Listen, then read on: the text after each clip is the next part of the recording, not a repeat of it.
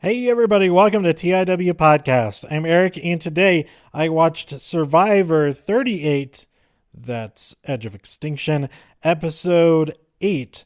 Y'all Making Me Crazy, I think is the name of the episode, and I forget who says it. But man, this episode made me a little bit crazy. There's the tribal council. Okay, first of all, spoilers ahoy. I'm going to talk about what happens in this episode, so if you don't want to find out before you actually watch it, go watch the episode. It's a pretty good one. I like the previous episode better, I think, but this one was pretty good too. I think what diminished this episode for me, now we're into the spoilers, is that we only had one challenge in this episode, and I thought for sure that this was like a double tribal council episode or something weird like that, because the immunity challenge happens really early in the episode. So I was kind of thrown off by that. But it was an individual immunity challenge where the survivors had a balancing beam to stand on and an inverted bow to balance a ball on. And I forget who is in the last four. I think it was Gavin, David, maybe Julia and Lauren, I think were the last four remaining. Maybe it wasn't Lauren. It might have been, shoot, who was it? It might have been Victoria. I'm not sure. It was 2 men and 2 women. I know that the 2 men were David and Gavin because they were the final 2. And Gavin ended up winning. So he is safe after having orchestrated, more or less, the vote off of Eric in the last episode. So there's all kinds of strategy going on back at the beach. They are back at the camp. It's at a beach. I guess both are accurate. But all kinds of stuff going on. I don't even know how to really break things down. Ron and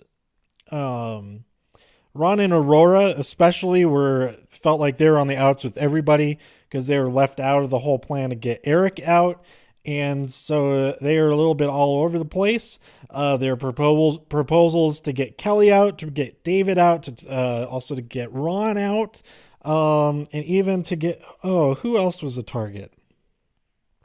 I think it was mainly those 3. But it was like a hodgepodge. Was like, we can get these people on board, but no, we can get those people on board, but we can also get these other people on board and all of that. And Tribal Council itself just broke down into chaos, mostly because, oh no, Aurora wasn't breaking out. Sorry. It was Julie. Julie was Julie and Ron felt like they were on the outs.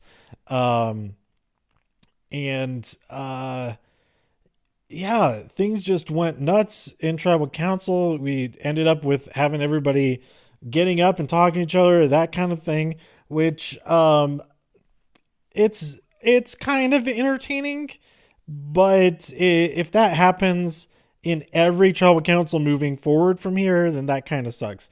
But anyway, Julia, it all started when Julia got pretty upset with Aurora for like blowing up their plan, which was to get David out. I think that's what their plan was. I'm not really sure, but over on the other side of the bench, Julie says to War Dog, and I think it was Kelly that were sitting right next to her, it's like, I will work with you guys. Just tell me what you guys are doing. And so that got things rolling and all of that. And then they like straight up admit, like David says to Kelly, like, what? Tell me, what was your plan then?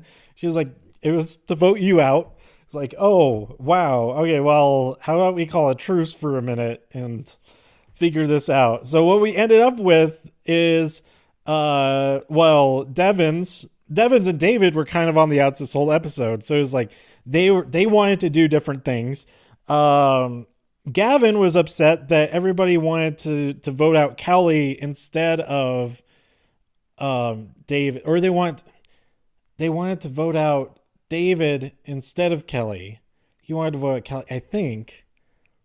I don't remember what anybody's plans were really, but it all changed when after Julia got the ball rolling, having like getting upset with Aurora for ruining their plans. And I think we ended up with 8 votes for Julia, 1 vote for Kelly, and 1 vote for David. And I don't even know who shot the vote at David. It might have been, who even was it? Might have been Aurora. She may have stuck together with Julia. I don't even know. I didn't look back. I guess I could look it up, but that would take a little bit extra time. You know what? I'm gonna just pause the recording and go look it up real quick. Okay, there were actually 11 people still in the game. I thought there was 10. That's a lot of people still in the game. We're in episode 8 and there's still 11 people voting. That's kind of nuts. But anyway, that's why I thought it was going to be a double, like a surprise, like double elimination episode for whatever reason. But maybe that will happen next week or whatever. We'll see what happens. By the way, next week, Amazing Race returns. I think that's next week on the 17th. I'm super excited for that. I am definitely going to be posting episodes, doing reviews of that as well. So hopefully I can get back caught up before that, because then I'm going to be I got a bunch of shifts that I'm working, then I'm going to be going out of town for some shows and then conventions and all that, but I'll try to get on top of all this before things get too out of hand catching up. But let's see, we had the only 2 votes, and David's vote was negated because Devon's played their combined idol for David. So his, just in case. It turned out that they didn't need to do that. So it's kind of wasted, but it's better to play it and end up not having it to have needed it than to not play it and having needed it. Because you never really know. You never know. But yeah, and this tribal is so bonkers that probably was the safest bet. And I was kind of worried for Kelly. I'm not rooting for Kelly to win, but when she also didn't play her idol, she was talking about how she has a funny feeling about all this and that she should probably play it. But with how everything went down at Tribal, she probably figured out, yeah, I'm good. We're all in agreement. We're all voting for Julia. So the only people who didn't vote for Julia were Aurora, who voted. Is that Aurora? That's Aurora's picture, isn't it? Let's see. Yeah, that's Aurora's picture. This website isn't completely loaded very well on a phone. But Aurora voted for David. That didn't count, and Julia couldn't vote for herself, so she voted for Kelly. And that didn't count, or that did count, but it didn't matter because there were 9 votes for, like, that was an epic meltdown of strategy. Like, Julia and Gavin worked together to make that blindside happen in the last episode, and then it just all completely fell apart, imploded on her and got her out. But she chose to go to Edge of Extinction, so she still has a chance. But still, over there, we have so many people over on Edge of Extinction. There's 6 people on Edge of Extinction. There's 10 people still on the islands. I mean, technically, there's still 11 people in this game out of all of those people, because one person will get back in at whatever point that happens. And that's crazy. That's crazy. That is just crazy. We're 8 episodes in, and there's still 11 potential. There's still 16 people that could possibly win the game still at this point. That's insane. Like, how, I don't know. I'm surprised we're getting to know some of these people as much as we have with how many people are still in this game. But yeah, I think I said that I was kind of rooting for Julia now that she won me over last week. Well, that's kind of out the window, but I guess I could still root for her to get back into the game, but I'm rooting for Aubrey more. And as far as who's still left out there, who still is actually in the game, I don't know. I don't know. I don't know. It's one of those. It's like not in a negative way. I kind of don't care who wins out of all these people. I don't know. I haven't thought very much about like who would deserve it or anything like that. Especially out of the people who are still actually in the game. Because Victoria kind of punked out the last couple of episodes. I thought, because she was winning me over, and then of course Julia won me over last week, but at the expense of not really liking Victoria as much anymore.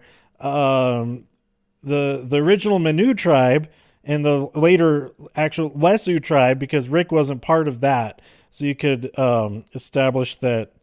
Or actually, he was part of the Lesu tribe. He got voted out while they were a tribe of 5, but man, they're like actually kind of sticking together in a way, even though the original plan was for Kelly to jump on board with getting rid of David. And yeah, I don't know. I think if David and Kelly make it to the final, if they make it to final tribal council, then like everybody else in the game deserves to have not gotten there, because they didn't get rid of them. They still haven't gotten rid of those two. That's crazy. That is absolutely crazy. So maybe they'll wise up to it. Be like, yeah, we have to get rid of one of them. David doesn't have an idol anymore, I guess, but who knows what else he's found. And little do they know that Kelly has her own idol and Lawrence still has an idol. So things are going to get crazy, I think. And we have to have the end of Edge of Extinction soon. Like, it can't wait until like the final 5 and then somebody else suddenly gets back into the game. That would be kind of cheating in a way. I don't know. That's kind of a shortcut, but I know it's hard. They don't have like rewards and stuff over there, but I don't know. Maybe we'll see them if they don't have a challenge to get back into the game next week. Maybe they'll at least have something that will give themselves an advantage, and or that they can pass on to somebody still in the game, give them an advantage, like we saw a couple of episodes ago. So yeah, I'm looking forward to see what happens next. I don't know.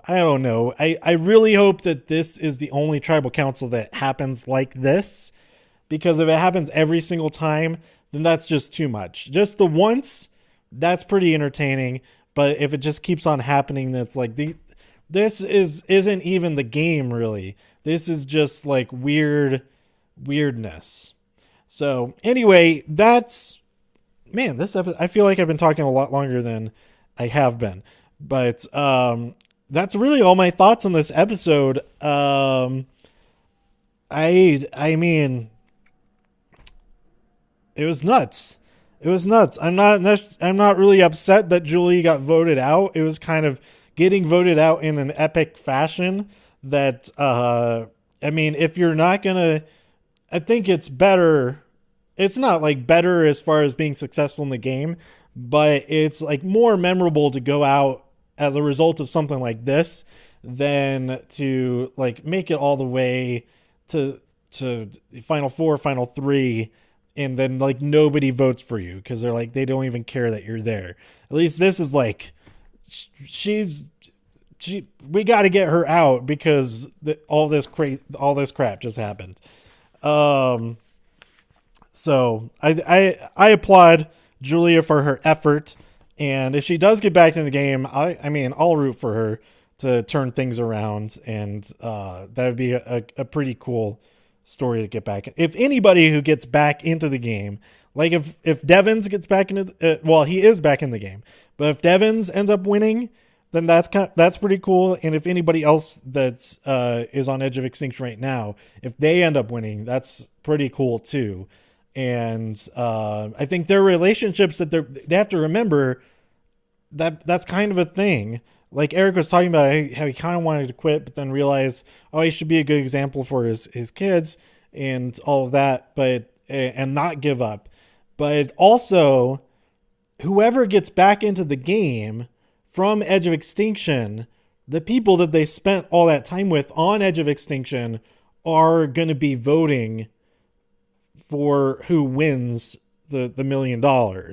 So it's kind of a weird situation where this whole jury management thing, it's also happens after. It's not just up until they get voted out. It's also afterwards, and possibly you're spending more time with them than you are with the people that are actually in the game. If somebody on Edge of Extinction right now gets back in and makes it to the end. So that could be a really interesting dynamic, and we'll see what happens. There's still freaking 10 people.